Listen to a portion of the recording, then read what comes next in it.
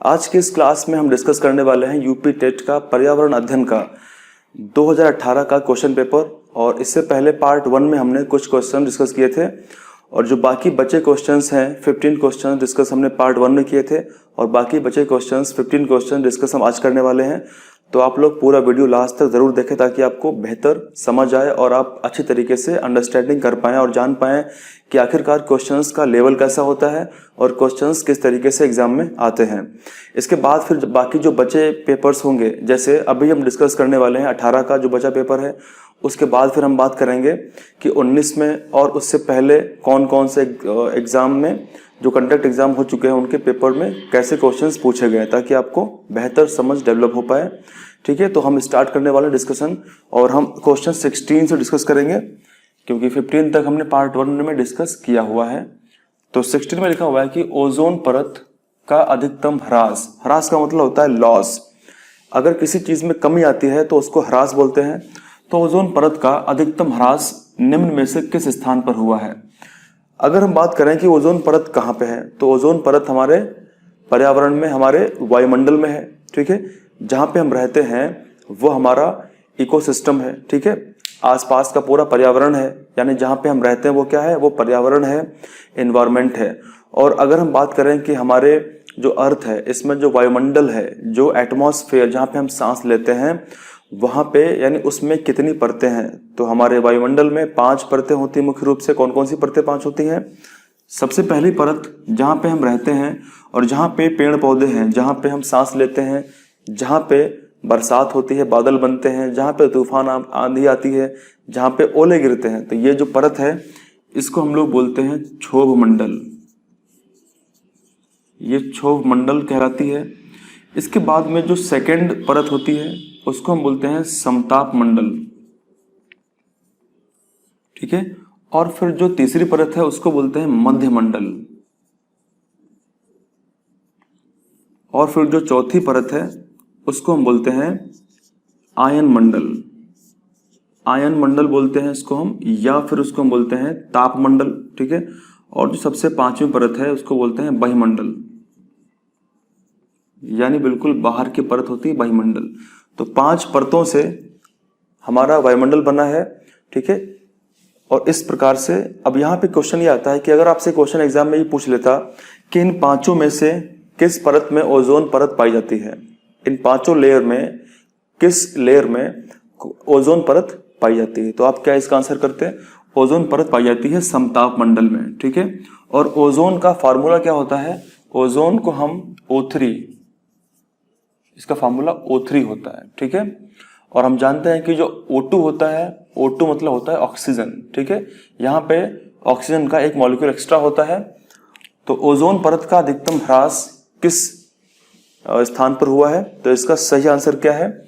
सबसे पहले बात करते हैं कि भूमध्य रेखा का मतलब क्या होता है। देखिए, भूमध्य रेखा मतलब होता है कि हमारी पृथ्वी, मान लेते हैं हमारी ये पृथ्वी है और हमारी पृथ्वी को जो 2 भागों में डिवाइड करती है, यानी वो रेखा जो पृथ्वी को, भू का मतलब क्या होता है पृथ्वी, मध्य मतलब क्या होता है सेंटर, यानी उसके बिल्कुल बीचों बीच से, और रेखा मतलब ऐसी रेखा जो हमारे पृथ्वी को 2 बराबर भागों में बांटती है, उसको हम भूमध्य रेखा कहते हैं। और ये 0 डिग्री अक्षांश कहलाती है। यह वास्तव में 0 डिग्री अक्षांश रेखा होती है और इसी को बोलते हैं भूमध्य रेखा। तो क्या यहाँ पे होल होगा? नहीं, यहाँ पे होल नहीं होगा, क्योंकि जाहिर सी बात है अगर यहाँ पे होल होता तो यहाँ पे कई देश हैं, यानी इस क्षेत्र में बहुत से देश हैं, तो उनमें समस्या आ जाती है। और हमने ऐसा आज तक कभी न्यूज़ में नहीं सुना है कि किसी देश के ऊपर ओजोन परत में छेद है। ठीक है, क्योंकि अगर ओजोन परत नहीं होगी तो सूर्य से आने वाली जो खतरनाक अल्ट्रावायलेट यानी पराबैंगनी किरणें होंगी वो आसानी से अर्थ पे आ जाएंगी और फिर आकर के दिक्कत पहुंचाएंगी, स्किन कैंसर हो जाएगा और बहुत सारी समस्याएं हो जाएंगी। इसीलिए ओजोन परत करती क्या है? सूर्य से आने वाली हानिकारक पराबैंगनी किरणों को रोक लेती है, जिससे हमारी पृथ्वी पर जो जनजीवन है, वो पेड़ पौधे हों या जंतुएं हों, वो सही तरीके से अपना जीवन व्यतीत करते हैं बिना किसी समस्या के। तो ओजोन परत का जो अधिकतम जो छिद्र है वो दक्षिणी ध्रुव में है, तो आप ध्यान रखेंगे। और दक्षिण ध्रुव में कहाँ पे है? अंटार्कटिका में है। ठीक है, अंटार्कटिका में है। होता क्या है, सर्दियों के समय जब सर्दी होती है तो ओजोन जहां पे ओजोन लेयर है, कहां पे समताप मंडल है।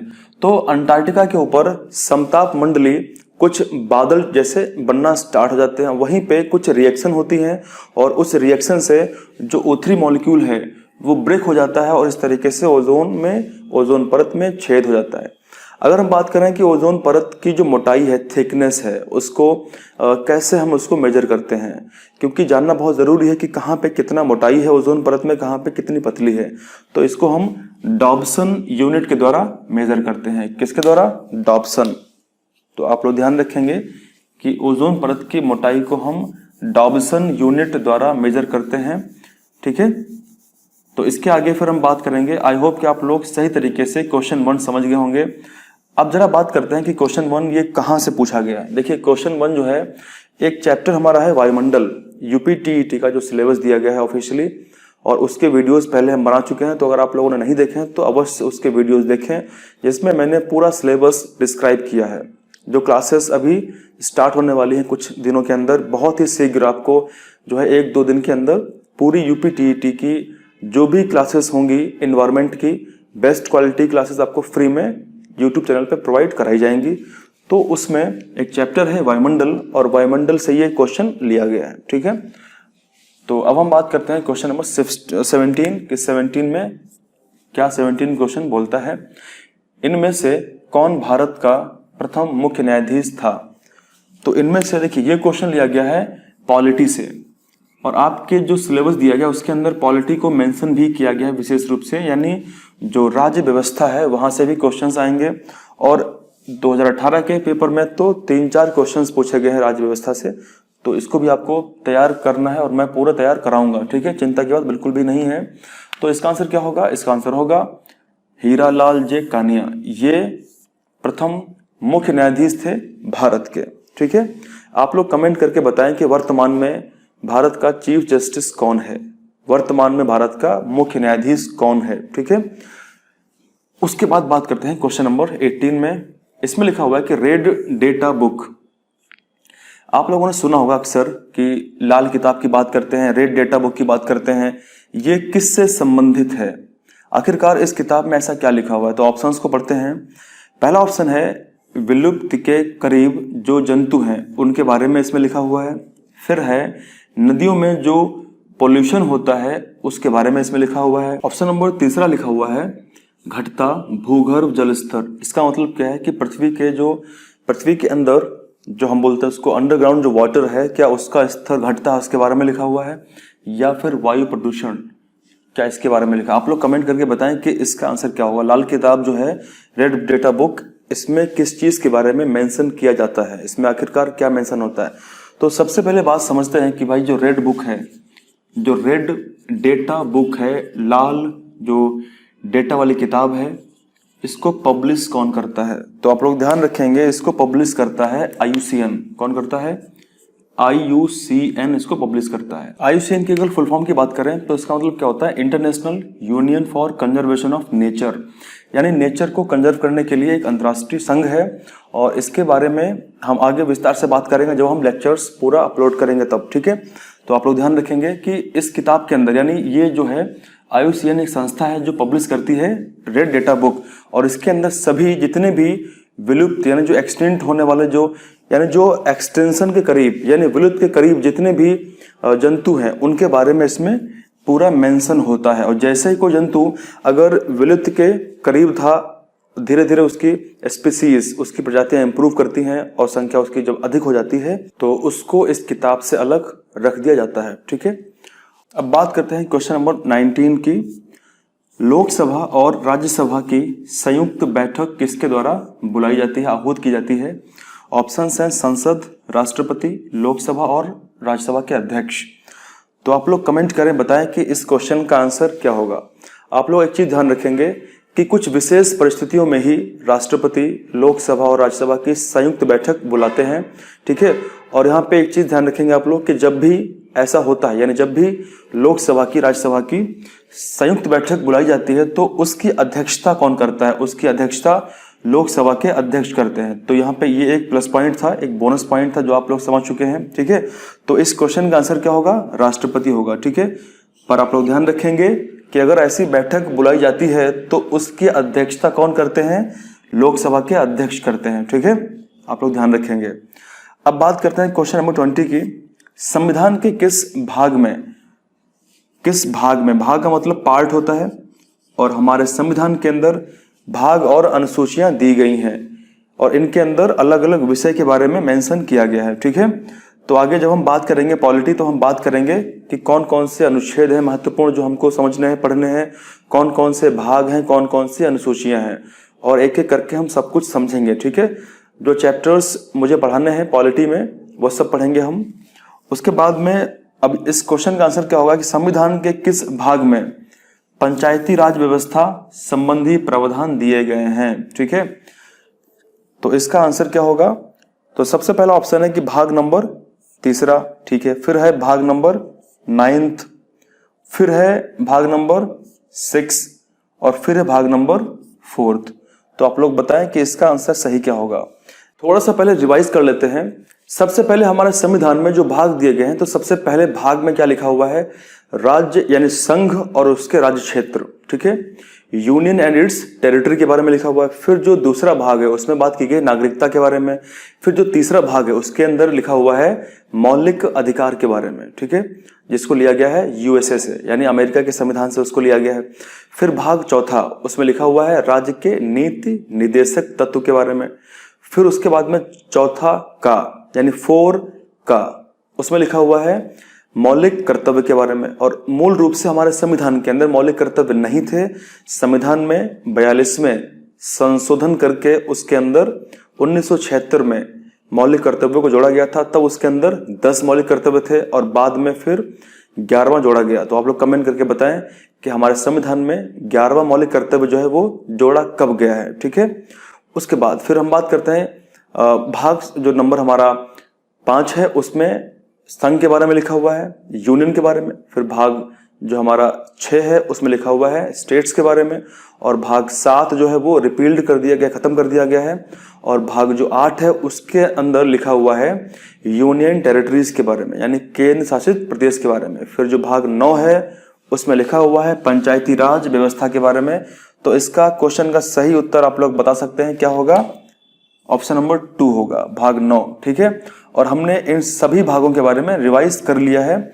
और उसके बाद में भाग जो 9 का ए है, ठीक है, 9 का जो का भाग उसमें लिखा हुआ है म्यूनिसिपैलिटी के बारे में, यानी जो हमारी नगर निगम होते हैं उनके बारे में डिफाइन किया गया है। तो जब इसको हम पॉलिटी पढ़ेंगे तो मैं आपको सारे 25 के 25 भाग पढ़ाऊंगा। ठीक है, उसके बाद में हम बात करते हैं क्वेश्चन नंबर 21 के बारे में। किस गैस के वर्षा के पानी में घुलने से वर्षा का पानी अम्लीय हो जाता है? यानी कौन सी गैस होती है जो जब बादल बनते हैं तो उसके अंदर मिक्स हो जाती है और फिर जब बारिश होती है तो उसमें एसिड अम्लीय वर्षा होती है? तो ऑप्शंस यहाँ पे दिए गए हैं CO2, H2O2, CO2 को हम बोलते हैं कार्बन डाइऑक्साइड, और H2O2 को हम बोलते हैं हाइड्रोजन पेरोक्साइड, और NO को हम बोलते हैं नाइट्रोजन मोनोऑक्साइड, और SO2 को हम बोलते हैं सल्फर डाइऑक्साइड। ठीक है, तो आप लोग बताएं कि इसमें से सही इसका उत्तर क्या होगा? तो इसका सही उत्तर होगा SO2। ठीक है, SO2 इसका सही उत्तर होगा। तो SO2 गैस जो होती है वो फैक्ट्री की जो चिमनी होती है ऊंची ऊंची, उन चिमनियों से ये निकलती रहती है।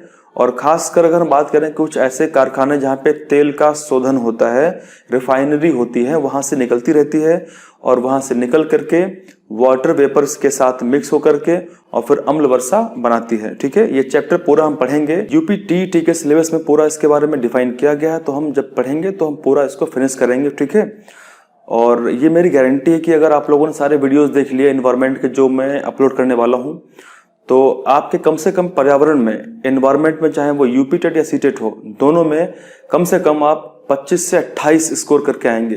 हो सकता है 29, अगर क्वेश्चन ज्यादा फंस गए तो 29-30 भी हम सॉल्व कर सकते हैं, लेकिन 28 से लेकर के 25 से 28 तक तो हम सॉल्व करेंगे ही करेंगे। ठीक है, और एनवायरनमेंट आपका स्कोर बेटर करने वाला है। ठीक है, तो साथ में बने रहें और आगे देखते हैं बाकी क्वेश्चंस को। हम नेक्स्ट क्वेश्चन देखते हैं। इसमें लिखा हुआ है 74 संविधान संशोधन का संबंध किससे है? यानी जो 74th अमेंडमेंट हुआ था 1992 में, उसका संबंध किससे है? ऑप्शंस हैं राष्ट्रपति की शक्तियों से, दूसरा है ग्रामीण स्थानीय स्वशासन से, तीसरा है शहरी स्थानीय स्वशासन से, या फिर संसद की शक्तियों से। देखिए पॉलिटी के अंदर संविधान जब आप पढ़ेंगे, ठीक है, पॉलिटी के अंदर जब भी हम अमेंडमेंट्स की बात करेंगे कि कौन कौन से महत्वपूर्ण संविधान में संशोधन किए गए हैं, तो उनकी हम एक पूरी लिस्ट तैयार करेंगे और उस लिस्ट के अंदर जितने भी महत्वपूर्ण अमेंडमेंट्स हुई हैं तो वो मैं सब आपको प्रोवाइड कराऊंगा, ठीक है। यहाँ पे अगर हम बात करें तो 73rd, इससे पहले 73rd अमेंडमेंट हुई थी, ठीक है, 1992 में, और उसके बाद में 74th अमेंडमेंट की गई थी। 73rd के अंदर बात की गई थी ग्रामीण स्थानीय स्वशासन के बारे में, और इसीलिए 73rd, अगर यहाँ पे 73rd लिखा होता तो ऑप्शन नंबर बी यानी 2 सही हो जाता। अब यहाँ पे बात की गई 74th के बारे में, तो यहाँ पे ऑप्शन नंबर तीसरा बिल्कुल सही होगा, यानी शहरी स्थानीय स्वशासन यानी सेल्फ गवर्नमेंट के बारे में बात की गई थी। यानी जो नगर निगम होते हैं, म्युनिसिपैलिटी होती हैं, उनके बारे में यहाँ पे विस्तार से बात की गई थी, उनकी शक्तियों के बारे में विस्तार से बात की गई थी। और इसके लिए हमारे संविधान के अंदर एक नया अनुसूची जोड़ी गई थी, जो अनुसूची हमारी 12वीं है। जैसा हम जानते हैं कि मूल रूप से हमारे संविधान के अंदर जो अनुसूचियां थीं वो 8 थीं, और फिर 9, 10, 11 और 12 ये 4 जोड़ दी गई थीं आने वाले समय में। तो वर्तमान में अगर हम बात करें कि हमारे संविधान में कुल कितनी अनुसूचियां हैं, तो 12 हैं, और जिसमें 12वीं जो अनुसूची है वो जोड़ी गई थी 1992 में। तो उसमें इसी के बारे में विस्तार से बातें की गई। अगर हम बात करें संविधान के अंदर भाग में कि संविधान में भाग कौन जोड़ा गया था, तो संविधान में जो 9वां भाग है उसके अंदर बात की गई थी पंचायतों के बारे में, और उसके बाद में जो 9 का है, यानी भाग 9 का जो का है, इसके अंदर बात की गई थी म्युनिसिपैलिटीज के बारे में, नगर निगम के बारे में, ठीक है। तो बाकी विस्तार से हम समझेंगे जब हम पढ़ेंगे पॉलिटी तब। क्वेश्चन नंबर नेक्स्ट की बात करते हैं। भारतीय संविधान में विधि का शासन, यानी इसको हम बोलते हैं rule of law, rule of law, विधि का शासन, विचार कहां से लिया गया? तो जैसा हम जानते हैं कि हमारे देश पर अंग्रेजों ने 250 से 300 साल के लगभग शासन किया है, रूल किया है, ठीक है। और एक चीज हमें समझ में आती है, जो इतिहास हम पढ़ते हैं, कि जो भी काम अंग्रेज करते थे, अंग्रेज अगर कोई भी नई चीज को लागू करने का प्रयास करते थे तो उसके लिए वो एक लॉ के तहत काम करते थे, यानी विधि द्वारा शासन। पहले एक पार्लियामेंट के अंदर, चाहे वो इंग्लैंड में होता हो, इंग्लैंड में पार्लियामेंट में कोई एक लॉ पास होता था और फिर कानून एक्ट बनता था, और उसके बाद में फिर इंडिया में उसी की पावर से सारे काम अंग्रेज करते थे। तो वो एक उनकी अच्छी बात थी कि वो विधि का शासन करते थे। पर वो कितना करते थे वो तो इंडिया में हम इतिहास पढ़ेंगे तो समझ में आता है कि कितना अंग्रेज जो है इसको फॉलो करते थे। लेकिन ये लिया वहीं से गया है। कहाँ से लिया गया है? क्या इसका आंसर पहला होगा स्विट्जरलैंड? नहीं होगा, ठीक है। यूएसए होगा? नहीं होगा। इंग्लैंड इसका आंसर सही होगा। और अगर हम बात करेंगे हमारे संविधान में अलग अलग देशों से, लगभग 60 देशों से संविधान को बोरो किया गया है, संविधान को कॉपी किया गया है। यानी 60 देशों में जो संविधान था उनका, वहां की जो अच्छी चीजें थी उनको कॉपी कर लिया गया। और अगर हम बात करें अमेरिका से यानी यूएसए से क्या लिया गया, तो यूएसए से संविधान में प्रियम्बल लिया गया, यानी प्रस्तावना को लिया गया। और यूएसए से ही संविधान में जो हमारे मौलिक अधिकार हैं उनको लिया गया है, ठीक है। और बहुत चीजें लेके आगे हम बात करेंगे इनके बारे में। अगर हम बात करें कि आयरलैंड से क्या लिया गया है, तो आयरलैंड से directive principles of state policy यानी राज्य के नीति निर्देशक तत्वों को लिया गया है। बात करते हैं क्वेश्चन नंबर नेक्स्ट। लोकसभा हेतु चुनाव की जो अधिसूचना है उसे कौन जारी करता है? ऑप्शन है गृह मंत्रालय, भारत का निर्वाचन आयोग, राष्ट्रपति, लोकसभा सचिवालय। तो इस क्वेश्चन का सही आंसर आप लोग बताएं क्या हो सकता है लोकसभा के चुनाव हेतु। अब देखिए लोकसभा की अगर हम बात करें तो इसमें हम बात करेंगे पार्लियामेंट के बारे में, पार्लियामेंट यानी संसद के बारे में, ठीक है। और हम जानते हैं कि संसद की अगर हम बात करते हैं तो संसद में लोकसभा, राज्यसभा और राष्ट्रपति यानी प्रेसिडेंट होते हैं, ठीक है। तो जब भी पार्लियामेंट की बात आती है कि पार्लियामेंट में चुनाव होंगे तो पार्लियामेंट में लोकसभा और राज्यसभा दोनों की बात होगी। तो लोकसभा हो या फिर राज्यसभा हो, ठीक है, या फिर राष्ट्रपति हो, ठीक है, या फिर उपराष्ट्रपति हो, या फिर जो विधानसभा के चुनाव होते हैं, ठीक है, इन सभी के लिए जो अधिसूचना होती है वो कौन जारी करता है? वो जारी करता है भारत का निर्वाचन आयोग। तो इसका आंसर दूसरा सही हो जाएगा, ठीक है। आप बिल्कुल कंफ्यूज मत होना। अगर आपसे क्वेश्चन पूछता है कि राज्यसभा, लोकसभा, राष्ट्रपति, उपराष्ट्रपति और विधानसभा का चुनाव कौन कंडक्ट करवाता है, तो इसका आंसर क्या होगा? Election commission of India conduct करवाता है, जो आर्टिकल नंबर 324 के अंदर दिया गया है। और अगर हम बात करें कि भारत का चुनाव आयोग कैसा है, तो भारत का चुनाव आयोग जो है वो एक संवैधानिक निकाय है, एक कॉन्स्टिट्यूशनल बॉडी है, ठीक है, और एक इंडिपेंडेंट है, यानी किसी का भी उसके ऊपर कोई अधिकार नहीं है। जिस तरीके से जुडिशरी जो है वो इंडिपेंडेंट है, उसी तरीके से। फिर अगर बात करें क्वेश्चन नंबर नेक्स्ट, लोकसभा की जो कार्यवाही है, ठीक है, के प्रथम घंटे को कहा जाता है। तो लोकसभा की कार्यवाही के प्रथम घंटे को क्या कहा जाता है? ऑप्शन है शून्यकाल यानी 0 आवर, उसके बाद में है सार्वजनिक काल यानी पब्लिक आवर, फिर है विशेषाधिकार यानी प्रिविलेज आवर, और है प्रश्नकाल यानी क्वेश्चन आवर। तो इस क्वेश्चन का आंसर क्या होगा? लोकसभा की कार्यवाही जो होती है वो क्वेश्चन आवर से स्टार्ट होती है, ठीक है, क्वेश्चन आवर से यानी प्रश्नकाल से शुरू होती है। तो इसका आंसर होगा ऑप्शन नंबर 4। और क्वेश्चन आवर के तुरंत बाद फिर स्टार्ट होता है शून्यकाल यानी 0 आवर, ठीक है। और जो भी उस दिन का एजेंडा था, मुद्दा था, वो मुद्दा पूरा जब तक नहीं होता तब तक चलता रहता है शून्यकाल। तो इसके बाद आगे हम बात करेंगे क्वेश्चन नंबर नेक्स्ट। इसमें लिखा है कि भारतीय गैंडा कहाँ संरक्षित किए जाते हैं? इंडिया में जो गैंडे हैं, खासकर अगर हम बात करें इंडियन राइनो की, तो ये कहाँ पे इनका संरक्षण होता है? तो ऑप्शंस आपके पास में है Bandipur national park, Jim Corbett national park, Kaziranga national park, या फिर गिर नेशनल पार्क। तो इस क्वेश्चन का सही आंसर आपको पता होगा, बहुत ही आसान सा क्वेश्चन है ये, और इस तरीके से क्वेश्चंस हर बार आते ही आते हैं। मतलब जो राष्ट्रीय उद्यान है, जो नेशनल पार्क है, वो आपको प्रिपेयर करना ही करना है, और आपको पूरा प्रिपेयर मैं कराऊंगा, ठीक है। सारे के सारे जितने भी महत्वपूर्ण है राष्ट्रीय उद्यान इंडिया में, सारे हम प्रिपेयर करेंगे। तो इस क्वेश्चन का आंसर क्या होगा? काजीरंगा नेशनल पार्क, ये असम में है, ठीक है। कहाँ पे है ये? असम में है ये। और अगर हम बात करें बांदीपुर के बारे में, तो बांदीपुर कर्नाटक में है। जिम कॉर्बेट की बात करें तो ये उत्तराखंड में है, ठीक है। और ये इंडिया का पहला नेशनल पार्क है। इंडिया, अगर आपसे क्वेश्चन पूछता है कि इंडिया का, भारत का पहला नेशनल पार्क कहाँ पे एस्टेब्लिश किया गया था, तो उत्तराखंड में, और वो जिम कॉर्बेट नेशनल पार्क था। उसके बाद अगर बात करें हम गिर के बारे में, तो जो गिर नेशनल पार्क है ये गुजरात में है, ठीक है। और इसमें खासकर ये किस चीज के लिए फेमस है? जैसे काजीरंगा फेमस है एक सींग वाले गैंडे के लिए, और गुजरात में जो ये गिर नेशनल पार्क है ये फेमस है एशियाई शेर के लिए। तो यहाँ पे एशियाई शेर जो है देखने को मिल जाते हैं। तो अब बाकी बचे क्वेश्चंस को डिस्कस करते हैं। नेक्स्ट क्वेश्चन की बात करते हैं, वर्षा जल का संग्रहण क्या है? इसका मतलब है रेन वाटर हार्वेस्टिंग क्या होती है, यानी वर्षा के जल को किस तरीके से संग्रहित करते हैं। तो ऑप्शंस की बात करें तो पानी का वितरण, दूसरा है प्रयुक्त जल का संग्रह और भंडारण, यानी जो प्रयुक्त जल है उसका संग्रहण करते हैं और भंडारण करते हैं।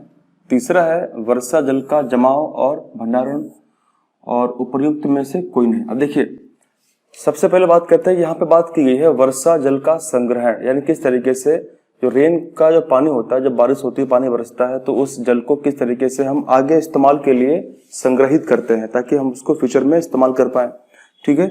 तो अब यहाँ पे पानी का वितरण की बात की गई, तो यहाँ पे वर्षा जल की बात की गई, तो ये बिल्कुल भी सही नहीं होगा। फिर बात करते हैं, यहाँ पे लिखा है कि प्रयुक्त जल का संग्रहण, यानी जो जल प्रयुक्त है उसका संग्रहण। अब यहाँ पे विशेषतः बात की गई है वर्षा के बारे में, पर यहाँ पे ऐसा कुछ भी नहीं है, तो ऑप्शन दूसरा भी नहीं होगा। फिर यहाँ पे बात की है वर्षा जल का जमाव, यानी वर्षा के जल को हम इकट्ठा करेंगे और उसको हम उसका भंडारण करेंगे, लंबे समय के लिए स्टोरेज करेंगे। तो इस क्वेश्चन का सही आंसर होगा ऑप्शन नंबर तीसरा, ठीक है। अगर हमको एग्जैक्टली क्वेश्चंस के आंसर नहीं पता है, फिर भी हम थोड़ा सोच के उन के सही आंसर तक हम पहुंच सकते हैं। ठीक है, तो अगर हम बात करें क्वेश्चन नंबर नेक्स्ट हमारा है कि निम्नलिखित में से कौन सा क्रम पारिस्थितिक तंत्र में, यानी जो हमारा इकोसिस्टम होता है उसमें ऊर्जा प्रवाह के संबंध में सही है। यानी एनर्जी फ्लो के बारे में अगर हम बात करें तो ऊर्जा प्रवाह के लिए कौन सा संबंध सही होगा। तो बात करते हैं पहले, देखिए ऊर्जा प्रवाह का मतलब क्या होता है, एनर्जी फ्लो, यानी एनर्जी जो होगी वो एक लोअर लेवल से ऊपर की ओर हायर लेवल तक जाएगी। जैसे मान लेते हैं कि सूर्य है, ठीक है, सूर्य से जो ऊर्जा आएगी, सूर्य से जो एनर्जी आएगी, तो सूर्य ऊर्जा को जो पौधे होंगे, जो हरे पौधे होंगे वो इनको इस्तेमाल कर लेंगे। ठीक है, यानी सूर्य से आने वाली ऊर्जा को, एनर्जी को पौधे इस्तेमाल कर लेंगे और पौधे फोटोसिंथेसिस यानी प्रकाश संश्लेषण के द्वारा उस ऊर्जा का उपयोग करके और अपना खाना पकाएंगे, बदले में O2 गैस को रिलीज करेंगे हमारे लिए। ठीक है, अब हुआ क्या, सूर्य से ऊर्जा पौधे में आई और पौधे ने उस ऊर्जा को यूज कर लिया। फिर अब जब भी कोई भी शाकाहारी जानवर होगा, यानी जब भी कोई गाय भैंस होगा, बकरी होगी, वो घास खाती है तो वो इस पौधे को खाएगा। यानी जो ये तो पौधा क्या है, पौधा एक प्रकार का उत्पादक है। ठीक है, पौधा क्या है, उत्पादक है, जो उत्पादन करता है। उसके बाद में फिर इस उत्पादक को, पौधे को कोई भी गाय भैंस बकरी यानी शाकाहारी जानवर खाएगा तो वो होगा प्राथमिक उपभोक्ता। क्या होगा, प्राथमिक उपभोक्ता होगा। ठीक है,